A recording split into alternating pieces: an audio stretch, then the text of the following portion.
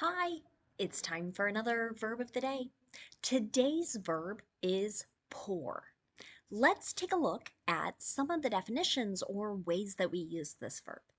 The first way you are likely to hear the verb pour used is to mean to cause a liquid to flow from a container in a steady stream. So you might think of getting some type of liquid out of your refrigerator. Maybe it's your milk, your orange juice, something else, right? And taking that larger container, causing it to flow into a glass or maybe a cup. A second way we use this verb, and again, it's very much related to this first definition, is just to mean to serve someone a drink, right? So someone might say, "Can I pour you a cup of coffee?" Right? So they're asking, "Can I serve you a cup of coffee?"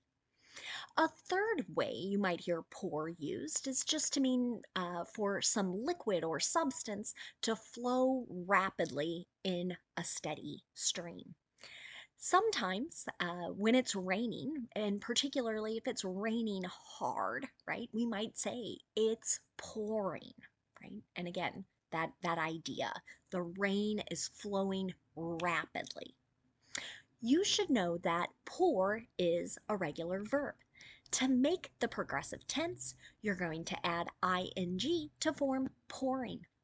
The past tense and participle forms of this verb are made by adding ed.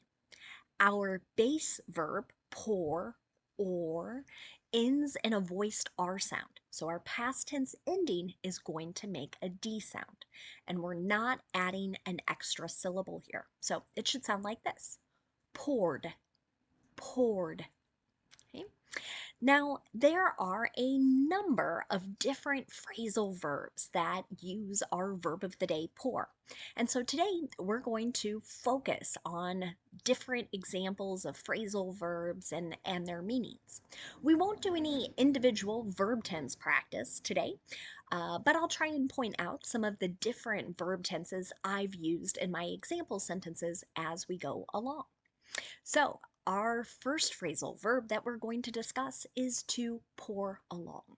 So again, goes back to something we just talked about. This means to stream or flow quickly along some place in a large volume. So think large quantity.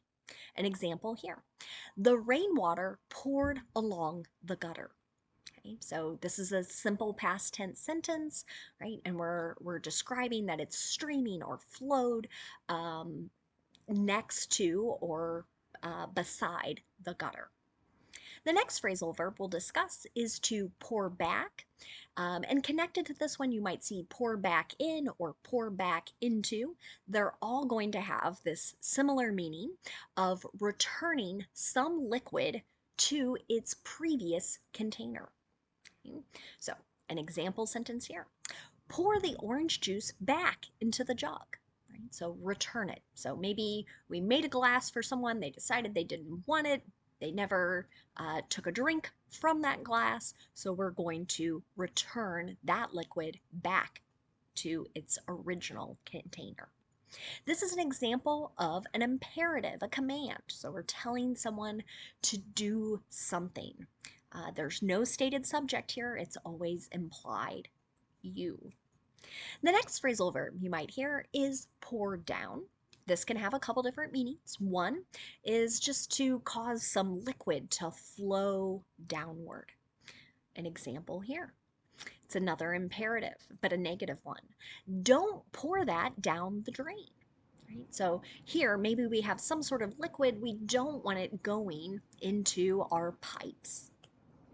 A second way we can use pour down is to, again, discuss rain or something falling down in that steady stream or a shower.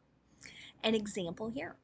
4 inches of rain poured down yesterday. Again, another simple past tense sentence.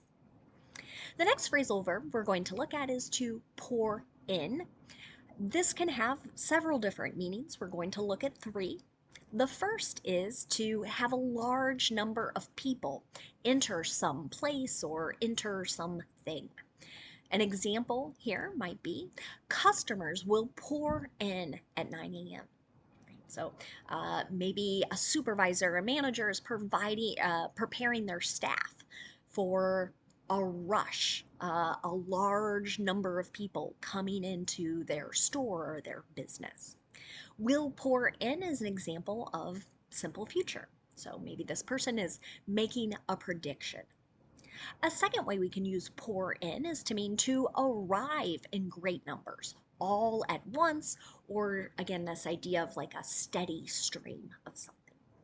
An example here might be cards have been pouring in for the rescuers. Okay, so here we're not really talking about a liquid at all, right? Maybe we're talking about greeting cards. Have been pouring in is an example of the present perfect progressive or present perfect continuous. So we can imagine someone did a great thing to save others, right? Now people keep sending cards, thanking them, maybe praising them, but these cards keep arriving in a steady or continuous stream. A third way we can use pour in is to mean to cause some substance to flow into a place. An example here, we poured dirt in the hole. So again, dirt being a substance, right? And then we're causing it to flow into this particular place, some hole. The next phrasal verb we'll look at is to pour off. An example here, or the meaning I should say, is to remove the top portion of some liquid. So another simple past tense sentence, we poured off the oil that settled at the top. So we removed that. Another phrasal verb you might hear is pour on. Here, right, we're causing that steady stream of some substance to go on top of someone or something. An example, did you pour water on the fire? Right, so we're again transferring, causing that steady stream of liquid, hopefully to put out or end the fire. The next phrasal verb we'll look at is pour out. This can also have several different meanings. We're just going to focus on two. Here, the first could be to cause some substance to flow outward. So an example here, I poured out the old milk, right? So here we're taking it from a container and essentially we're getting rid of it. We're having it flow out. I should point out my first three examples here have all been simple past tense. Right? So one question and then two affirmative or positive sentences. The second definition or way to use pour out is to mean to express or release some emotion. An example here, she poured out her anger in her diary. Right? So we can imagine someone writing and expressing those feelings or that particular emotion. That's also a simple past tense sentence. The next phrasal verb you might hear is pour over.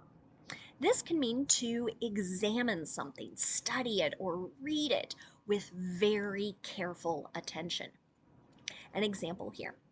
Attorneys have poured over the records for weeks. So have poured over is an example of the present perfect, or describing an action started in the past, continues into the present now. Here, right, we're describing lawyers carefully examining or studying some particular records. The last phrasal verb we're going to look at today is pour through. And again, this is going to mean to flow or stream through some place or thing. An example sentence. Rainwater is pouring through the ceiling. Right? So here's an example of the present progressive. We're describing something that's happening now, but I hope this isn't happening anywhere that you're living, right? This would be a huge problem, something maybe a little scary and frightening to experience. But you can imagine, right, the water coming through this particular thing, the ceiling. Um, okay, so now let's take a moment to look at some related words and a phrase. The first word we're going to look at today is the noun downpour. This is used to describe a very heavy rainfall. An example of this might be, this heavy downpour should last a few hours. So maybe we have a meteorologist describing this prediction of how long this strong rain will last. Another related word you might hear is the adjective pourable. The suffix able tells us that this means able to be poured. So, an example here, maybe something you'd see in a recipe. After blending the mixture, it should be pourable, right? So we should be able to let it fall, transfer from one container into another. The last thing I want to share with you today is the phrase, when it rains, it pours. Maybe you've heard people say this, but what it means is that some bad luck or misfortune, maybe even just difficult situations, they tend to follow one another or maybe even happen at the same time. So let me give you an example of how you might hear someone use this. So maybe they're talking about a person, and we say, oh man, he lost his job on Monday. His mom was hospitalized on Tuesday, and his girlfriend dumped him on Wednesday. Oh, when it rains, it pours, right? So these are all bad, negative events occurring in succession. Thanks so much for watching today's video. I hope you have a great day.